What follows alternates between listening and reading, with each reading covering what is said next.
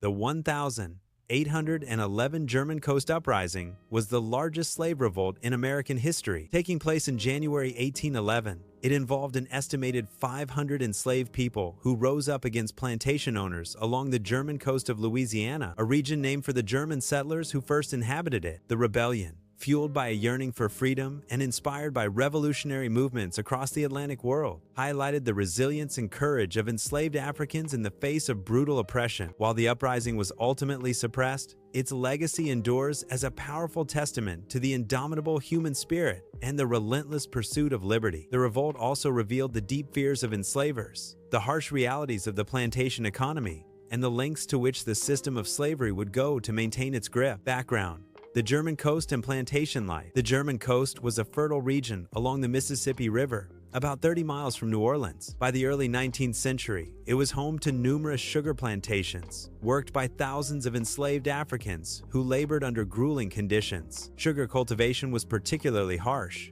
requiring back-breaking work in the fields and dangerous tasks in the mills. The enslaved population of Louisiana was diverse, consisting of people of African descent brought directly from Africa or the Caribbean, as well as Creole slaves born in the Americas. Many had ties to the revolutionary fervor sweeping the Atlantic, including the successful Haitian Revolution, 1791-1804, which overthrew French colonial rule and established the first free Black Republic.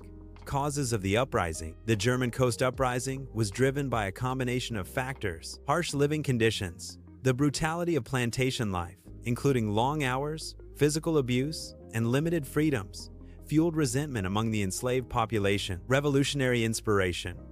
The Haitian Revolution served as a beacon of hope, demonstrating that enslaved people could successfully resist oppression. Many enslaved individuals in Louisiana were aware of Haiti's success and sought to emulate it. Political climate. The Louisiana Purchase of 1803 brought Louisiana under U.S. control, introducing new laws and governance. Enslaved people may have seen this as an opportunity to challenge their condition. Leadership and organization.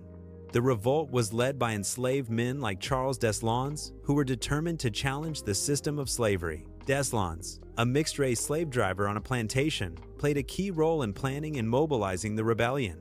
The Uprising.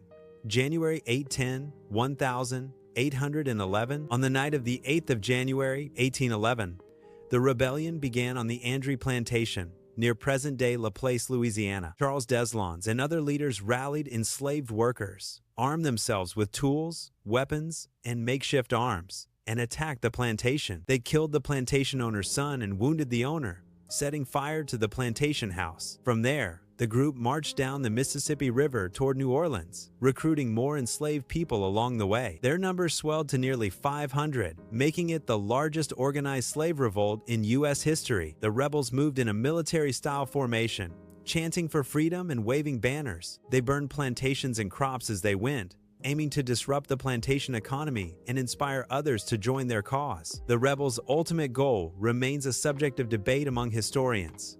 Some believe they intended to establish a free Black republic in Louisiana, similar to Haiti. Others suggest they sought refuge or alliances with Maroons, escaped slaves living in the wilderness, or hoped to negotiate freedom through force. Suppression of the revolt. The rebellion was met with swift and brutal suppression. Local militia forces, plantation owners, and U.S. Army troops were mobilized to confront the rebels. On January 9, armed groups attacked the insurgents near Destrahan Plantation, killing many and dispersing the rest. Over the next 2 days, armed patrols hunted down those who had escaped. In the aftermath, around 100 enslaved people were killed in skirmishes or captured. The captured rebels were subjected to summary trials, and nearly 30 were executed. Their heads were placed on pikes along the river as a gruesome warning to others who might consider rebellion. Consequences of the uprising. The German Coast Uprising had profound implications for the region. Repression and retaliation. In response to the rebellion, plantation owners and authorities enacted stricter laws to control the enslaved population. Surveillance increased, and punishments for perceived insubordination became harsher. Fear among enslavers. The revolt amplified fears among the planter class, who realized the fragility of their control over the enslaved population. It underscored the potential for mass resistance, particularly in regions with a large enslaved majority. Legacy of resistance. For the enslaved, The uprising served as a symbol of resistance and defiance. Despite the risks, the rebels demonstrated their refusal to accept their oppression without a fight. The role of Charles Deslandes. Charles Deslandes is one of the most notable figures in the German Coast Uprising. As a slave driver, Deslandes had a unique position within the plantation hierarchy, granting him relative mobility and access to resources that helped him organize the rebellion. Deslandes' leadership and strategic planning were critical to the revolt's initial success. However, he was eventually captured and executed. His courage and vision remain emblematic of the broader struggle for freedom among enslaved people.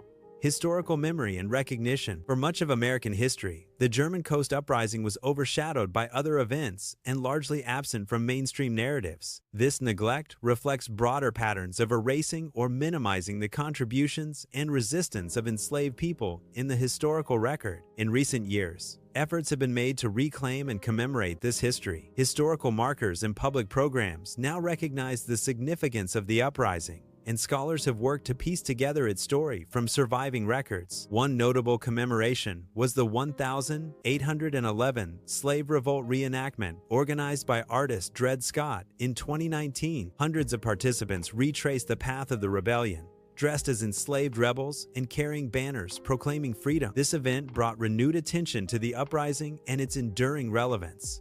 Legacy of the German Coast Uprising. The German Coast Uprising is a powerful reminder of the human desire for freedom and dignity. The rebels' courage and determination, in the face of almost insurmountable odds, challenged simplistic narratives of passivity among the enslaved. Their actions were part of a broader tradition of resistance that spans centuries and continents. The revolt also serves as a lens through which to examine the interconnected struggles for freedom, both in the Americas and globally. The rebels drew inspiration from the Haitian Revolution and contributed to a larger legacy of revolutionary action against slavery and colonialism.